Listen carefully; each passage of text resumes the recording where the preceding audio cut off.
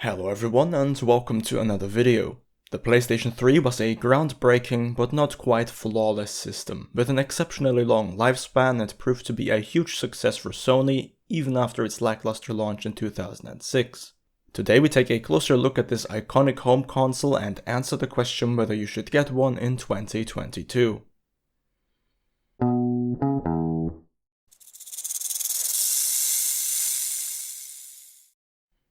The PS3 launch was far from perfect. After two great successes in the past, Sony have become too sure of themselves and presented a device to the public that was perhaps too ambitious and with a retail price of $500, definitely too expensive. The device was intended as a high-power multimedia center, being compatible with a large variety of formats. It also featured a Blu-ray disc drive, which was a huge deal back then.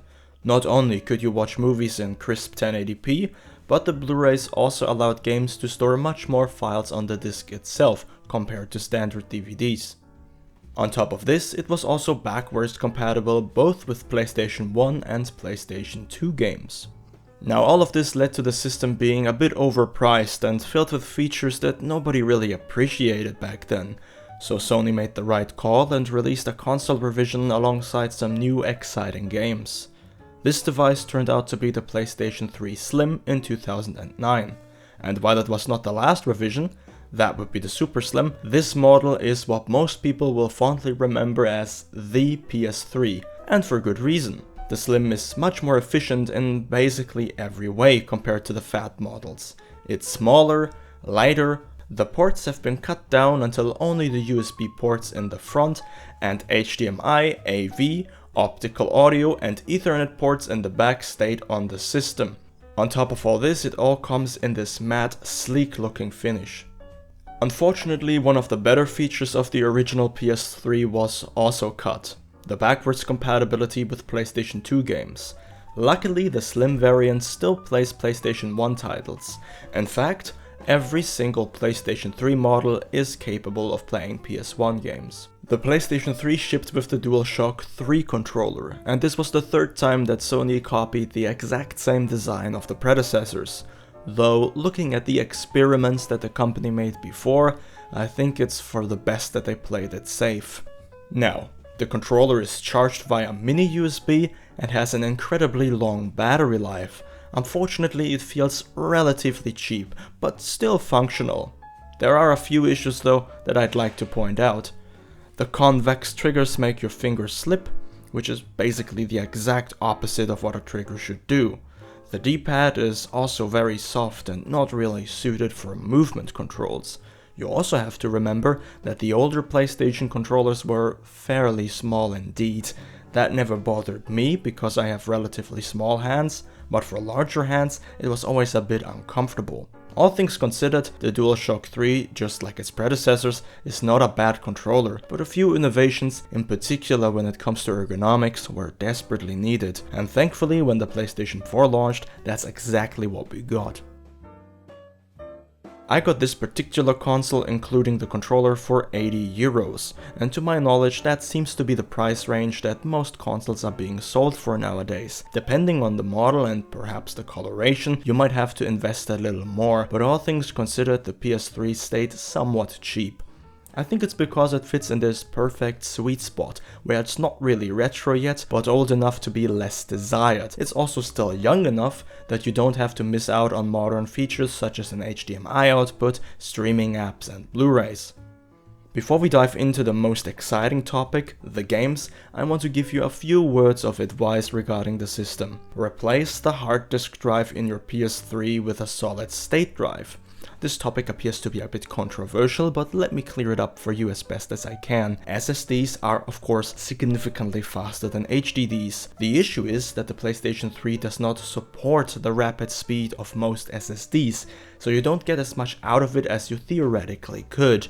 But you have to remember that speed is not the only benefit of buying an SSD. First of all, they do not have any moving parts and will last much longer than a hard disk drive could.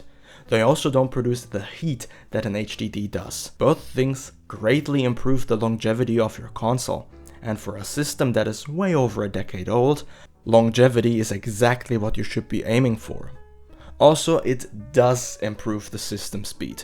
Loading times in games, not so much, but the user interface reacts faster, and installing files onto the hard drive is also noticeably faster. So take my advice, get a 2.5-inch SSD for your PlayStation 3. Another overlooked feature is the fact that the PlayStation 3 games are not region locked.